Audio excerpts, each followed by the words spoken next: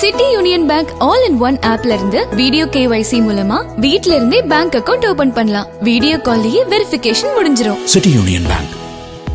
மன் கி பாத் நிகழ்ச்சியின் 123வது அத்தியாயத்தில் பேசிய பிரதமர் நரேந்திர மோடி, கண் நோயான ட்ரக்கோமா இல்லாத நாடாக இந்தியாவை உலக சுகாதார நிறுவனம் அறிவித்திருப்பதை பெருமையுடன் தெரிவித்தார். இந்த வெற்றி நமது சுகாதார ஊழியர்களின் திருப்திகரமான சாதனை, ஜல்ஜீவன் மிஷன் திட்டமும் இதற்கு முக்கிய பங்களிப்பு செய்திருக்கிறது என்றார். கடந்த ஆண்டு அக்டோபரில் ட்ரக்கோமாவை பொது சுகாதார பிரச்சனையாக நீக்கியதாக உலக சுகாதார நிறுவனம் உறுதிப்படுத்தியது. அதன் அடிப்படையில் ஜெனீவாவில் நடைபெற்ற 78வது உலக சுகாதார மாநாட்டில் இந்தியாவிற்கு சான்றிதழ் வழங்கப்பட்டது. தென்கிழக்கு ஆசியாவில் இந்த நிலையை அடைந்த 3வது நாடாக இந்தியா மாறியுள்ளது. பார்வை இழப்பு மற்றும் பார்வை குறைபாட்டை கட்டுப்படுத்தும் தேசிய திட்டத்தின் கீழ் அரசு மேற்கொண்ட நடவடிக்கைகளை இதற்காக அடித்தளமாக அமைந்ததாகவும் பிரதமர் மோடி தெரிவித்துள்ளார்.